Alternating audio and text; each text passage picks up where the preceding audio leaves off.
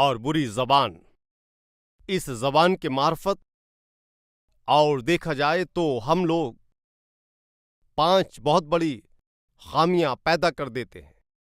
اس زبان کی معرفت عموماً ہم لوگ روحانی لوگ ہو سکتے ہیں یا دوسرے بھی ہو سکتے ہیں، ان غلطیوں کو نہیں کرنا چاہیے۔ یہ 5 غلطیاں اور روحانی لوگوں کو یہ بالکل نہیں کرنا چاہیے، لیکن کئی بار بہت سارے لوگ ان غلطیوں کو کرتے ہیں اس لیے۔ اور بری زبان، یہ اس تقریر میں جو زبان سے ہونے والی بڑی 5 یہ غلطیاں کیا ہیں، ان 5 باتوں کو میں آپ کو بتاؤں گا۔ اور پہلا، جھوٹ کی پیروی کرنے والی زبان کیا ہے؟ جھوٹ کی پیروی کرنے والی زبان۔ اور کتنے لوگوں کے زبان ہے؟ اپنے ہاتھ دکھائیے۔ ٹھیک ہے، کتنے لوگوں کی زبان اور بالکل جھوٹ نہیں بولتے ہیں ایسا کہنے والے؟ اپنے ہاتھوں کو اٹھائیے۔ اور جو جھوٹ نہیں بولتے صرف وہ لوگ۔ اگر آپ یہ کہتے ہیں کہ میری زبان بالکل بھی جھوٹ نہیں بولتی ہے تو آپ سب سے بڑے جھوٹے ہو۔ لیکن آپ لوگ اچھے ہیں کیونکہ آپ نے قبول کر لیا۔ کلسیوں کے نام خط، اس کا 3 باب 9ویں آیت پڑھ رہا ہوں، اس کا پنا نمبر ہے 317۔ ایک دوسرے سے جھوٹ مت بولو۔ اور کلام کیا کہتا ہے بتائیے؟ جھوٹ بولنے کو کہتا ہے یا نہیں بولنے کو کہتا ہے؟ بتائیے۔ مسیحیوں کو اور مسیح کے لوگوں کو ایک نیا دل اور ایک نئی تربیت اور ایک نئی زندگی ملنے کے بعد جھوٹ بولنا چاہیے کیا؟ کلام الہی کیا فرماتا ہے؟ اور بتائیے، کیا کبھی آپ نے جھوٹ بولا ہے کیا؟ بتائیے، آپ نے ناریل کے پیڑ سے جھوٹ بولا ہے کیا؟ سنو ناریل کے پیڑ، تمہیں یہ بات معلوم ہے کیا؟ میں نے کبھی جھوٹ نہیں بولا۔ اور ایسے کبھی آپ نے پیڑ سے جھوٹ بولا ہے کیا؟ کسی جانور سے جھوٹ بولا ہے کیا؟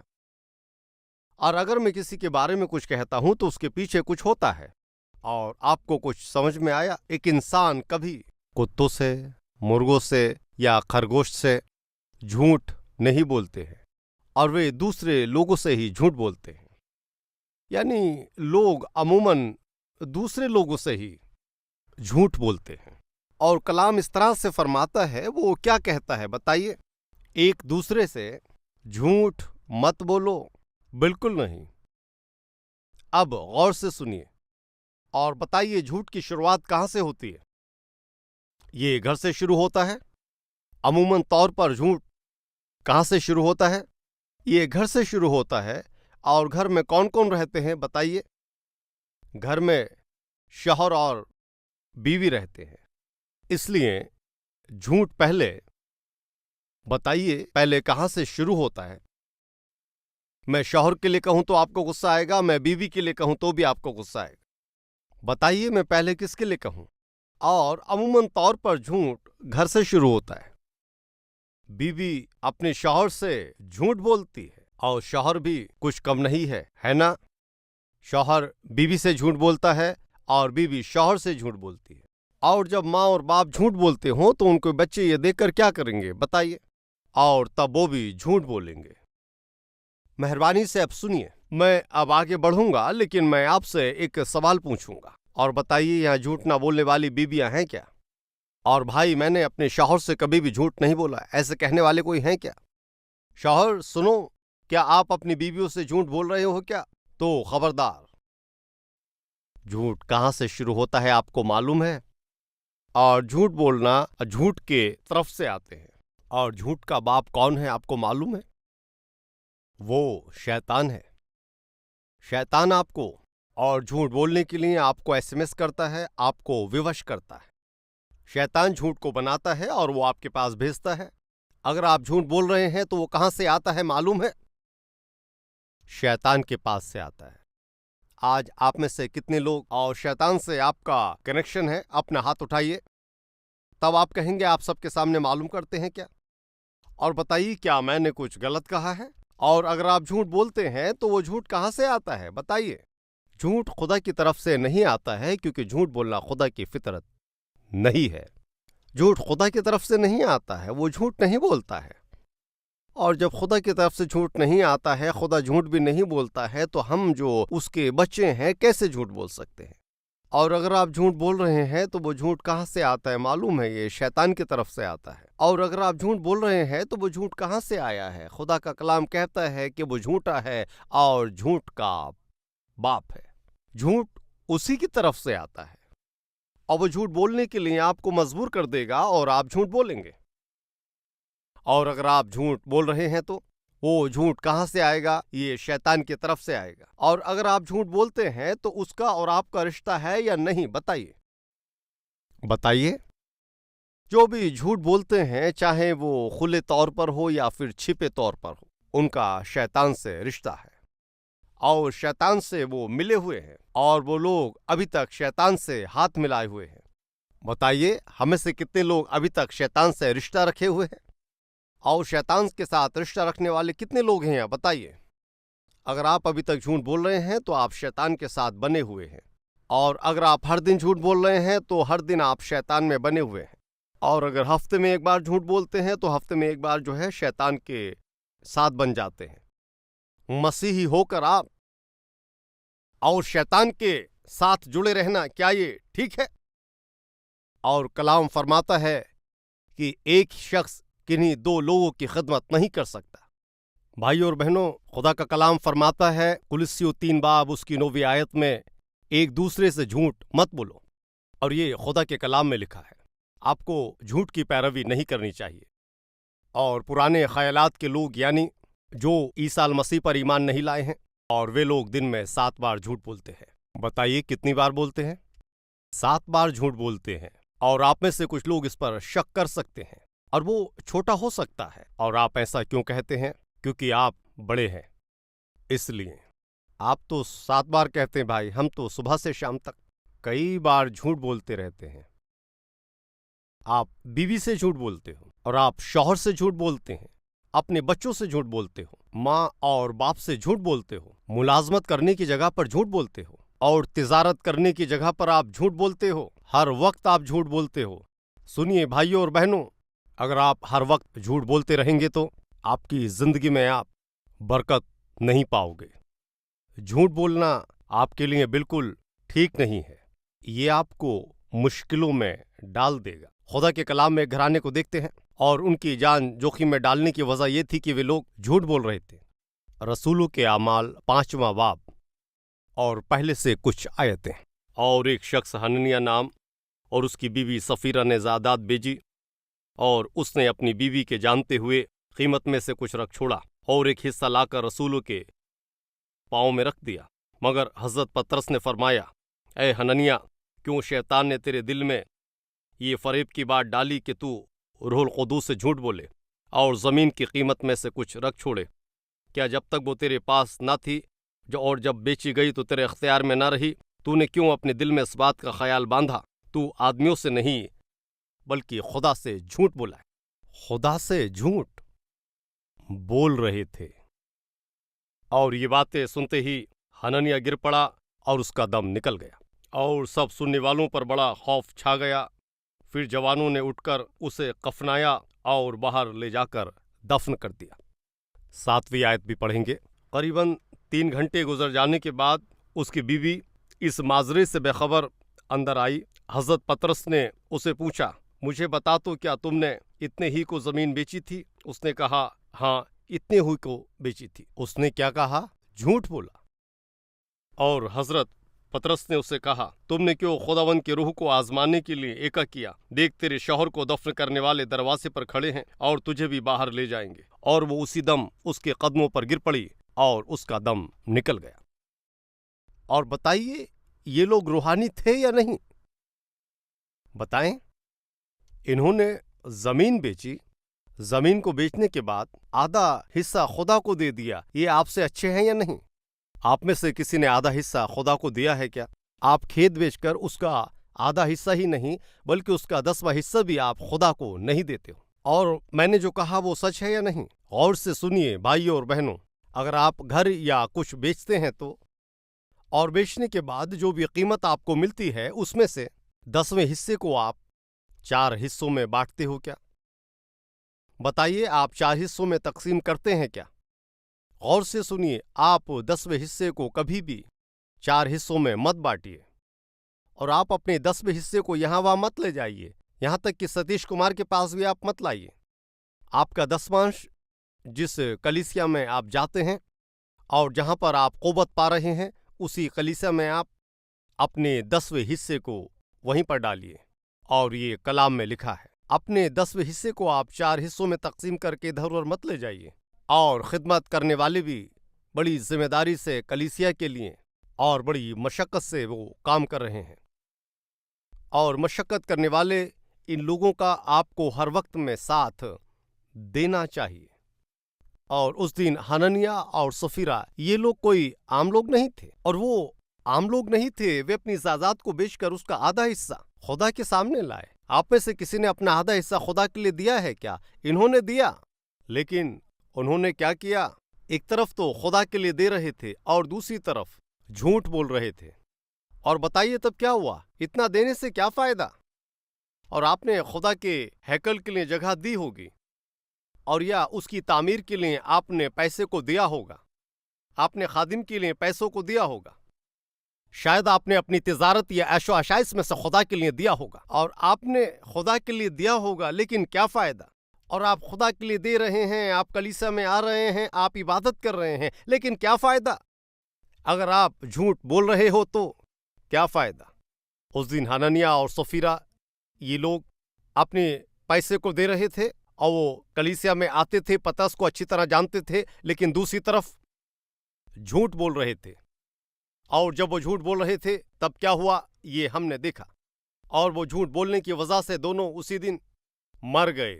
غور سے سنیے، اگر آپ جھوٹ بولتے ہیں تو خدا کی مرضی آپ کی زندگی میں پوری نہیں ہوگی، اور تب آپ کلام کے مطابق بالکل نہیں چل پائیں گے۔ اس لیے آج آپ ایک فیصلہ کریں، ہم آج سے جھوٹ بالکل نہیں بولیں گے۔ اور کچھ لوگ بڑی آسانی سے جھوٹ بولتے ہیں۔ ایک دن ایک باپ اور ماں اور ان کا بیٹا نمائش میں گئے، اور وہ اس نمائش میں اندر جا رہے تھے، اور وہاں پر ایک بہت اچھا کھیل تھا، اور اس کھیل کو کھیلنے کے لیے 6 سال کی عمر ہونا چاہیے، اس سے کم نہیں ہونا چاہیے، اور 6 سال کی عمر کے بچے ہی اس کو کھیل سکتے تھے، اس سے کم عمر کے اس کو نہیں کھیل سکتے تھے۔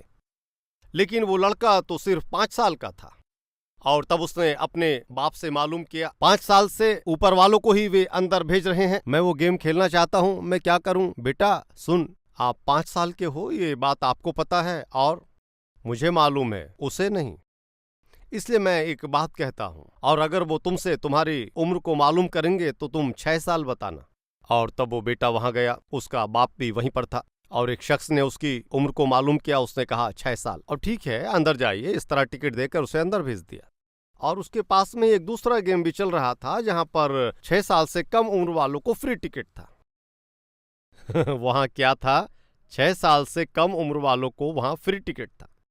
تب اس لڑکے نے سنیے، اور وہاں پر اس گیم میں 6 سے کم عمر والوں کو فری ٹکٹ مل رہا ہے، اب کیا کریں؟ بیٹا سن، اور وہ اگر فری ٹکٹ دے رہے ہیں تو پھر چل وہاں پر جائیں گے۔ اور اس طرح وہ اپنے لڑکے کو لے گیا، اور لڑکا اچھی طرح سے کھیلا اور باہر آیا، اور وہ باہر آ کر اپنا سر کھجا رہا تھا۔ اور تب آپ نے معلوم کیا، کیا ہوا؟ کچھ نہیں ڈیڈی۔ اور اس گیم میں آپ نے کہا کہ 6 سال بتاؤں، اور اس گیم میں آپ نے بتایا کہ میں 5 سال کا ہوں، لیکن سچ میں میری عمر کتنی ہے بتائیے؟ کیا معلوم کر رہا تھا؟ اور سچ میں میری عمر کتنی ہے ڈیڈی؟ خبردار، ہر وقت اگر آپ جھوٹ بولیں گے تو یہ دیکھ کر آپ کے بچے بھی سیکھیں گے، اور کل کے دن میں وہ بھی جھوٹ بولیں گے۔ خبردار۔ اور کل کے دن اگر وہ جھوٹ بولتے وقت آپ کہیں گے کیوں جھوٹ بول رہے ہو، تو وہ کہیں گے آپ ممی سے نہیں بولتے ہو کیا؟ اور آنے والے دن اگر آپ کے بیٹے سے معلوم کریں گے تو، اور کیوں جھوٹ بول رہے ہو، اگر آپ اس طرح سے کہیں گے تو وہ کہے گا آپ صبح ہی اٹھتے ہی ڈیڈی سے جھوٹ نہیں بولتی ہو کیا؟ اور جھوٹ بولنا آپ ہی نے مجھے سکھایا ہے ماں، جھوٹ بولنا آپ ہی نے مجھے سکھایا ہے۔ اور آنے والے دن میں اگر آپ کے سامنے آپ کے بچے جھوٹ بولیں گے تو، اور تب آپ کیا کہیں گے بتائیے؟ تب آپ کیا کریں گے بتائیے؟ اور اس لیے بھائیوں اور بہنوں، پہلی بات، جھوٹ یہ شیطان کی طرف سے آتا ہے، اور وہ پرانی انسانیت ہے۔ کولوسیوں 3:9، ہم اس کو پھر سے پڑھیں گے، کولوسیوں 3:9۔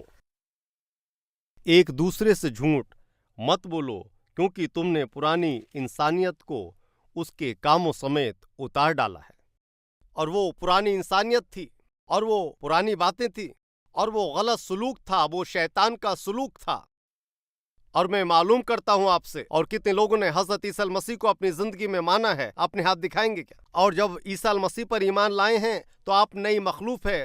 خدا کا کلام کہتا ہے اگر کوئی عیسیٰ المسیح میں ہے تو وہ نئی مخلوق ہے، اور اب تمام پرانی باتیں ختم ہو گئی ہیں۔ اور اگر پرانا کہیں تو جھوٹ بھی یہ پرانا سلوک ہے، گندا سلوک ہے، اور یہ چور کا سلوک ہے۔ یہ سب آپ میں نہیں رہنا چاہیے۔ ایک دوسرے سے آپ جھوٹ مت بولیے، اور جہاں پر کام کرتے ہیں وہاں جھوٹ مت بولیے، اور تجارت میں آپ جھوٹ مت بولیے، اور جھوٹ بول کر شوہر بیوی ایک دوسرے کو آپ دھوکہ مت دیجیے۔ بھائی اور بہنوں، آپ جھوٹ بول رہے ہیں کیا؟ اپنے ماں اور باپ کو دھوکہ دے رہے ہو کیا؟ آپ جھوٹ بولیں گے تو آپ اپنے اوپر لعنتوں کو لا رہے ہو۔ آپ جھوٹ بول رہے ہیں تو آپ خدا کو غصہ دلا رہے ہو۔ آپ جھوٹ بول رہے ہو تو شیطان سے آپ کا رشتہ ہے، اور جن کا بھی شیطان سے رشتہ رہتا ہے وہ جنت میں نہیں جائیں گے، اور وہ خوشحالی کی زندگی نہیں جی پائیں گے، وہ پاکیزگی سے نہیں جی پائیں گے۔ آج آپ ایک فیصلہ لیں گے کیا؟ اس دن حنانیہ اور سفیرہ خدا کی خدمت کے لیے اپنی زمین کو بیچ کر آدھا حصہ دے دیا، اور ہمیں یہ ایک اچھائی نظر آتی ہے، اور خدا کے لوگوں کے لیے، خدا کے گھر کے لیے ان کے اندر محبت ہے، اس لیے اپنی زمین کو بیچ کر آدھا حصہ دے دیے، اور دینے کے باوجود بھی ان سے ایک بہت بڑی غلطی ہو گئی تھی، لیکن انہوں نے جھوٹ بولا۔ خبردار! اور آپ چاہیں کتنی بھی زکوٰۃ نکالیں، کتنے بھی اچھے کام کریں، خدا کی خدمات کے لیے چاہے کتنا بھی پیسہ آپ دو، باہر کے لوگ کے لیے آپ ایک اچھے شخص شاید نظر آتے ہوں، اور ایک راستواس کی طرح ایک پاک شخص دکھائی دیتے ہو، لیکن اگر آپ جھوٹ بولتے ہیں تو آپ خدا کے خلاف میں جھوٹ بول رہے ہیں۔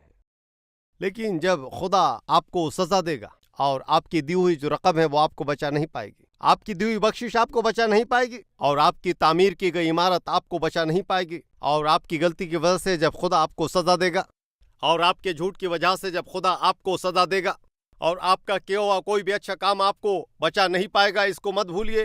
آج میں خدا کے نام سے التجا کرتا ہوں کہ آپ جھوٹ مت بولیے، اور جھوٹ آپ بالکل مت بولیے۔ اب سے ہم اپنے منہ سے جھوٹ نہیں بولیں گے۔ ایسا کہنے والے اپنے ہاتھ دکھائیں گے کیا؟ ہم جھوٹ نہیں بولیں گے، اس طرح سے کہنے والے اپنے ہاتھ دکھائیں گے کیا؟ اور ڈاکٹر ستیش کمار نے اپنی تقریر میں آپ کو کیا سکھایا اگر کوئی معلوم کرے گا تو؟ اور تب آپ ایسا کہیں گے کیا؟ اور ستیش کمار نے ایک کلام بتایا، اور اس کلام میں جھوٹ نہیں بولنا ہے یہ بتا کر انہوں نے ہم سے وعدہ کیا، اور ستیش کمار جی نے ہم سے وعدہ کیا کہ ہم اب سے جھوٹ نہ بولیں، اور ہم نے جھوٹ بولنا پوری طرح سے چھوڑ دیا ہے۔ غور سے سنیے، جو جھوٹ نہیں بولتے ہیں وہ ایماندار ہوتے ہیں، اور وہ بہت اچھے ہوتے ہیں۔ اور کیوں اس طرح سے عموماً لوگ کون سی غلطی آسانی سے کرتے ہیں ایسا معلوم کرنے پر وہ جھوٹ بولنا ہے۔ اگر آپ کے منہ کو قابو رکھ پائیں گے تو خدا کے کلام میں ہم دیکھتے ہیں، حضرت یعقوب کا خط اس کے 3 باب میں لکھا ہے، اسی طرح زبان بھی ایک چھوٹا سا عضو ہے، اور وہ بڑی بڑی شیخی مارتی ہے، اور جو اپنی زبان کو قابو میں رکھتا ہے وہ اپنے سارے جسم کو بھی قابو میں کرتا ہے۔ اور آپ اپنی زبان کو قابو میں رکھیں گے، ایسا آپ نے وعدہ کیا ہے، تو آپ کا جسم اور آپ کی زندگی بھی اور یہ قابو میں رہیں گے، اس میں کوئی شک نہیں ہے۔ بہتوں کو خدا کے پاس لانے میں مددگار ثابت ہوں گے۔